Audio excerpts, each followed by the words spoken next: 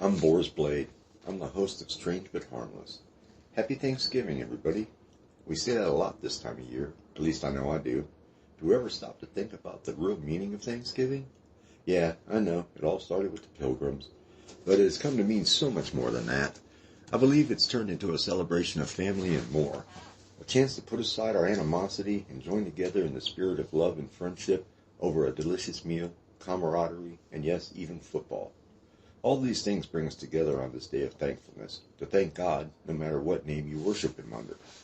Not all religions celebrate all holidays, but I only know of one that doesn't celebrate Thanksgiving. And I bet some of them still get turkey for dinner. You can follow a tradition without celebrating the concept behind it. But I digress. I believe that just having a good job is reason enough to give thanks this year. But personally, my family is going through some sorrowful times right now. But has also been blessed in some ways this year. I shouldn't even mention it, but we all know that after the election, you know which one I mean, there were a lot of people worried about which direction the country would go in. But thank God, again, call him what you will, it isn't going too bad so far. There's another reason I give thanks. I, as many of you do, have friends or family in the service who are safe and whole. We pray for them often. I give thanks for their safety also. Now for some Thanksgiving memories. Thanksgiving held special meaning in our house. As I said before, Dad was fanatical in his religion. Mom would be up before the crack of dawn getting the bird ready for the oven. You wouldn't see her all day, at least not until dinner time. She made the best spread. The bird was usually pretty juicy, never too dry, but everyone has bad years, of course. Her sweet potato casserole was really good. She made my favorite type. Her homemade stuffing and dressing were both excellent. She always served both. Her homemade gravy enhanced the flavor of the stuffing tenfold. I always ate her stuffing first. I loved the in-the-bird taste. Then go for the dressing. I didn't eat mashed potatoes back then, but I'm talking real potatoes, not the flakes. I didn't eat any cooked vegetables either. Still don't. But I loved salads. Well, liked them. Maybe tolerated them. I haven't gotten into my early life eating habits or how Mom had to deal with them. It's a long story, duh, have you met me? For another time. Mom could bake a mean pie. She grew up on a self-sufficient farm in the mountains of Virginia. Grandma made the best food I've ever eaten, and her pies were really worth killing over. I don't want to die for anything. Mom had a great teacher, and it showed. Her chocolate pie was smooth and rich, as was her butterscotch. But her pumpkin pie was outstanding. Still not quite the caliber of her mother's, but outstanding in its own right. We had Thanksgiving dinner around 1 p.m. We'd all gather at the table. Dad would ask Mom to sit and give the blessing. Mom would take off her apron and sit just long enough to say grace. Then back up, apron on, and back in the kitchen. She'd finally join us after she'd brought out the last side dish. Dinner table etiquette was not always followed in our house. During normal meals, the topic of conversation would vary. But early on in life, Mom and Dad banned slams at the table. Now, slams are what we called insults. Not the mean-spirited ones, but the cute kids' versions. Like when you were born, the doctor slapped your mother instead of you. Or when you were born, your mother said, "Oh, what a treasure." And your dad said, "Yeah, let's bury it." We slammed each other constantly, even while eating. Thus, the ban. Now, Thanksgiving dinner was different. Some years, Dad would go around the table and have each of us tell one thing we were grateful for. That tradition didn't last. You could guess what kind of stuff kids like us would come up with. Kids who were prone to slams at the dinner table? Yeah, we came up with some good ones. We knew not to mess around at the table on Thanksgiving. Good, wholesome conversation. Nothing more controversial than TV talk. Now, after everyone ate their fill, Mom and Dad would put away the food that could go bad and spread the sheet over the rest. There was no evening meal. We all just grazed as we got hungry. Around 8 at night, Mom would ask if anyone else was hungry. If no one replied, she would clear the table. Of course, the morning was spent watching the big parade on TV, then usually the National Dog Show, at least until football started. In the evening, we'd watch Charlie Brown's Thanksgiving and any other kid special they played. Then we'd watch The Wizard of Oz. As a child, it was on every year, but at some point they quit that tradition. Later in my teen years, I either didn't care enough to notice, or I was out with my friends partying and didn't really care. One year we had our pastor over. Dad loved to watch him eat. He would turn his chair sideways so he could cross his legs at the knees and just casually eat. He looked so funny, but you could tell he really enjoyed eating. Like myself, the less he talked, the more you knew he enjoyed the food. Mom usually threw away the legs of the turkey, but Brother Norris had a reputation for liking drumsticks, so Mom saved both of them for him. Don't you know, he ate them both in the first round of eating. He didn't stay very long after dinner, long enough to watch part of a game with us. He was a big football fan, but he had other church members to visit that day. I don't ever remember him bringing his family to our house. It was always just him. One year, before Dad passed, we had some friends over. They were old family friends. The father was a minister with the same church organization our church was a part of. All the grown-ups were out of the living room, so I put the Breakfast Club on TV. We had the movie channel. Back then it was the only premium channel. It showed current commercial-free movies, sometimes even while they were still in the theaters. Dad didn't know it, but I had climbed the telephone pole and hooked it up. We were pirating cable long before it was a thing.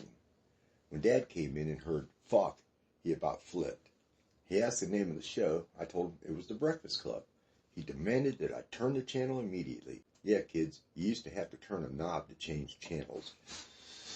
Brother Young, that was the pastor's name, said, "Let it play, Brother Bud. I've heard a lot about this movie. It's supposed to show how teenagers of today really think and act." Dad acquiesced. I was shocked.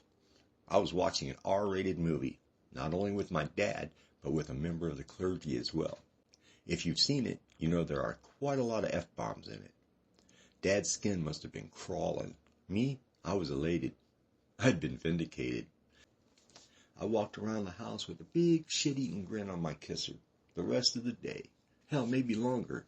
Not just a preacher, but a preacher from our own church affiliate and a close personal friend of my dad's had backed me up on watching an R-rated movie. But I'll give it to the man.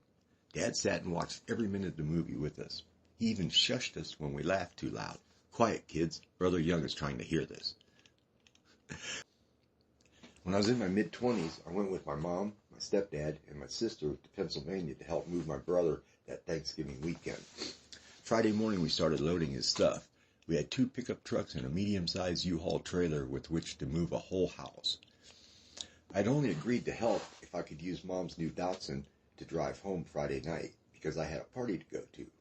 Well, before we left their old house, on our way to their new house, I asked my sister-in-law to write down all the directions as we went so I could find my way back to the Buzzway.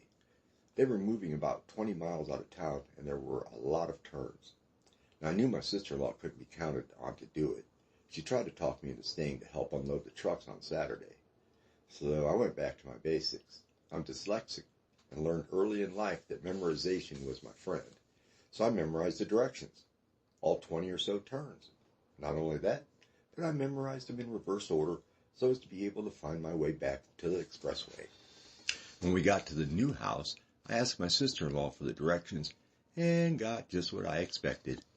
"Oh, I'm so sorry. I forgot. Well, it's just as well. We could really use your help tomorrow." Without showing any of my anger, this was not the first time she'd screwed me over. We had history going way back. I said, not to worry. I figured as much, so I memorized the route back in reverse order. She said, "That's not possible." I repeated them back to her, and just when she was about to protest, my brother spoke up and said, "Wow, that sounds right." Mom let me drive home. Now, I don't remember the party, go figure, but I'll never forget the ride home. While we were driving to my brother's new home, it had started to snow, real hard. I mean those big wet flakes where each one covers half your windshield. Of course, I'm exaggerating a bit. You all know what I mean, though. At one point, I hit an icy patch and did a 360, straightened it out, and kept on going. One year when I was in my mid-20s, I went to a friend's house with my sister, her boyfriend, who was a good friend of mine, and another good friend. The other good friend and I both had big crushes on this girl. We had a friendly competition going on. Now, he had me at a disadvantage because he had a job and I didn't. But I lived within 5 minutes of her house, and he lived 20 minutes away. I could visit her every night of the week if I wanted. He only came in on the weekends. We went to her house a little bit early. Now, she and her young son were happy for the company. She was having trouble with the turkey. It was her first try at cooking a bird. This was pre-internet. Yeah, kids, there is such a thing. And you couldn't just Google things like you can now.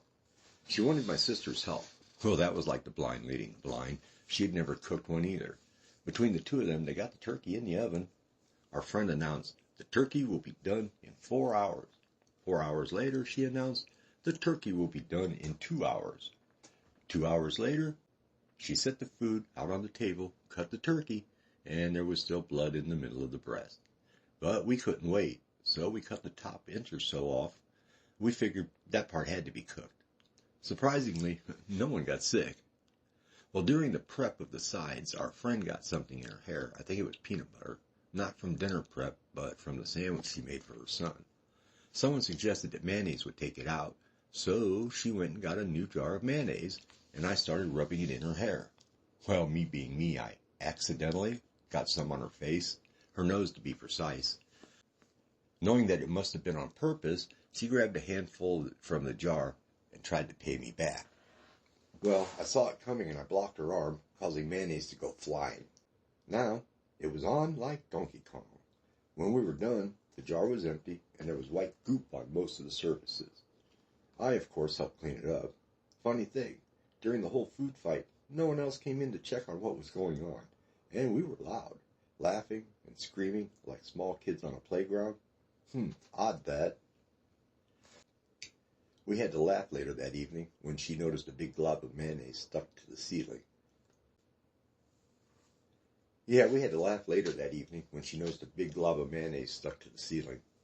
One time, years later, after my sister had married that boyfriend, they went to Mom's house for Thanksgiving, as did I and my new girlfriend. When we pulled up, my girlfriend saw my little niece, who was around 6 at the time, playing with a doll in the front yard. She mistook it for a real baby and freaked out, because it didn't have a coat on it. I assured her that it was a doll. I called my niece over and let my girlfriend see for herself. Then, as we walked in the house, my nephew, who was around 3, was jumping up and down on my mom's new couch with his shoes on. She came rushing in, grabbed him by the arm, and sat him down. She said, "Now don't you move until either me or your mother say you can." My girlfriend just looked at me and said, "No one better ever grab my kids like that." I told her it was Mom's new couch and he had his shoes on. Besides, my sister couldn't give a shit if he tore it up or not. And besides, it is his grandma. My girlfriend didn't care. She just repeated, "No one better ever grab my kids like that." I looked her dead in the face and said, "Well, then we won't be having kids." She said, "Good. I don't think I wanted any anyways. It hurts too much." Well, we never had kids, to my dismay. I'd always assumed I'd have a couple of kids at least. This time, Ming did make an ass out of me and my life. That same year, my brother-in-law wore a baseball hat that had a weird-looking emblem on it. It looked like nothing more than a Japanese rune, or whatever they call their characters in their alphabet. He made a point of showing me that when you turn it sideways, it says, "Fuck you." I thought it was hilarious. That is, until I walked in the living room later to see him lying on the couch with his hat on. "Fuck you" was staring me straight in the face, and Mom was walking in the room right behind me. I grabbed the hat off his head, and before he had a chance to bitch about it, I turned it sideways and let him see Mom was behind me. He grabbed it out of my hand, set it on the top of the couch, upright of course, and just smirked. What a douche. One year, my wife and I decided to go out for Thanksgiving dinner. We made reservations at a local restaurant that was having a buffet. It was a nice place. It was called the 356 Fighter Squadron. It was right at the end of the Akron-Canton Airport runways. It wasn't cheap, but hey, you only go around once in life, right? The food was really good. The turkey breast was tender and juicy. They had all the sides you would expect. Both types of sweet potato casserole. I preferred the kind with the crushed pecans and the marshmallows. And the desserts. Too many to list. But their pumpkin and pecan pies were to die for. Well, I wouldn't die for them, but you know what I mean. And the carrot cake was truly amazing. Not that fake-me-out spice cake with carrots and nuts added shit either. The only carrot cake I've ever had that could challenge it would be my wife's. She made me a homemade one once. It was killer. And when I left, I was stuffed to the gills. My wife and I mostly have Thanksgiving alone now. Once in a while, her sister and a niece or nephew will come over. But through it all, I always remembered what the day was really about. Tons of food and football. It's about being thankful for all the things God has given us. No matter what deity you pray to, on Thanksgiving you can join with your loved ones to celebrate the joy, cry over the sorrow, and just enjoy family, friends, the food, and football. So whether you are traveling or staying local, I want to wish you a wonderful and safe Thanksgiving this year and ask, what are you thankful for this year?